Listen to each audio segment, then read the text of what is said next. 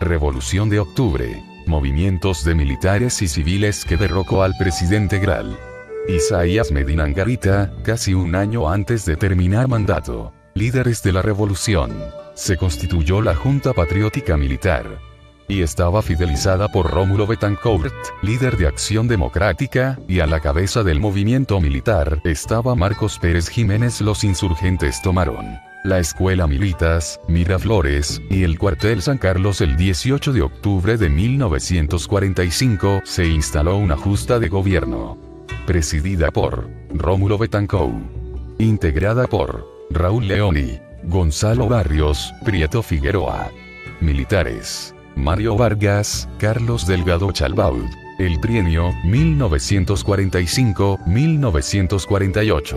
De los hechos del 18 de octubre de 1945. Surgió un régimen de facto. Una junta de gobierno presidida por Rómulo Betancourt e integrada por Raúl Leoni, Gonzalo Barrios y Prieto Figueroa, y los militares Mario Vargas y Carlos Delgado Chalbaud.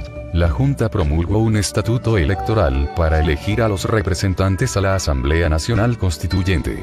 Rómulo Gallegos fue elegido por medio del sufragio directo, secreto y universal. Gestión: tomó posesión de la presidencia el 15 de febrero de 1948 y fue derrocado con un golpe de Estado el 19 de noviembre de 1948. El Partido Acción Democrática, AD, del cual figura como miembro fundador, lo postula como candidato a la presidencia en 1947, siendo electo presidente constitucional de la República el 14 de diciembre de ese año. El 24 de noviembre de 1948, como consecuencia entre otras cosas al sectarismo político que caracterizó al llamado trienio ADECO, y a su renuencia a acceder a las exigencias de las Fuerzas Armadas representadas por Marcos Pérez Jiménez, Carlos Delgado Chalbaud y Luis Llovera Páez, que consistían fundamentalmente en la expulsión de Rómulo Betancourt del país y al cambio de su gabinete, formado en su mayoría por adecos, fue derrocado Rómulo Gallegos exiliándose en México. El golpe militar. El 24 de noviembre de 1948 se conoce como la fecha del golpe militar que las Fuerzas Armadas Nacionales perpetraron contra el gobierno constitucional presidido por Rómulo Gallegos. La dictadura. El gobierno de Marcos Pérez Jiménez fue una dictadura muy personalista. Se persiguió y encarceló a todos los opositores, principalmente adecos y comunistas, por medio del servicio secreto llamado Seguridad Nacional dirigida por Pedro Estrada. Sin embargo, el gobierno inició un extenso programa de obras públicas y su política económica, ayudada por el auge petrolero, muy acertada, incrementando la riqueza y el bienestar del país.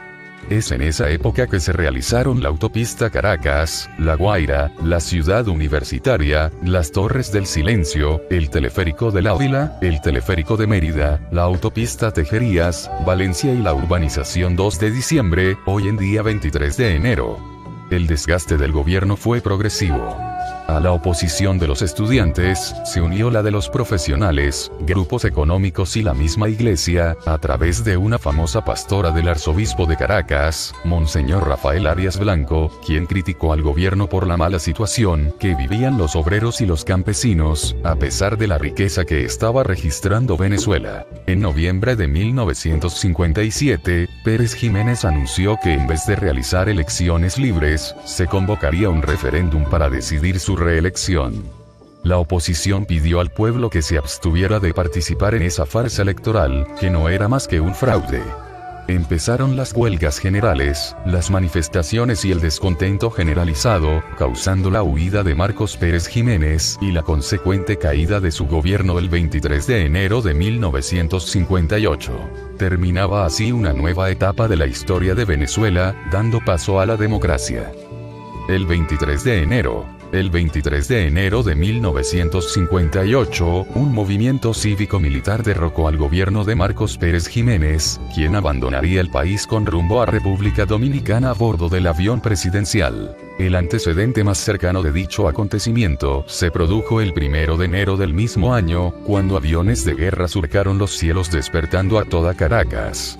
El asombro fue mayúsculo, incluso para los propios partidarios del gobierno, ya que hacía exactamente un mes, se había efectuado un plebiscito para prolongar el mandato de Pérez Jiménez, darle cierta solidez a su régimen y legitimidad ante las Fuerzas Armadas. Sin embargo, a pesar de que el alzamiento fue develado, a medida que se fueron revelando los nombres de los implicados, se pudo apreciar cuán extendido y profundo era el malestar entre los oficiales de las tres fuerzas.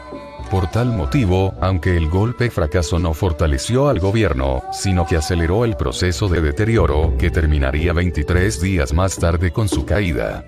Esto último fue producto de una acumulación de oposiciones que, al final convirtieron el derrocamiento de la dictadura en una causa nacional. La Junta de Gobierno. La Junta de Gobierno cumplió en su corto periodo de gestión una importante labor de limpieza dentro de la administración pública y las Fuerzas Armadas y reajustó los ingresos del Estado por concepto de la renta petrolera, elevándolos a un 60% sobre los beneficios de las compañías. Puso en práctica un plan de emergencia que no fue otra cosa que un primer subsidio al desempleo, establecido por el gobierno para atenuar las manifestaciones de violencia social originada por la acumulación en Caracas y sus alrededores de una población de miles de venezolanos desempleados.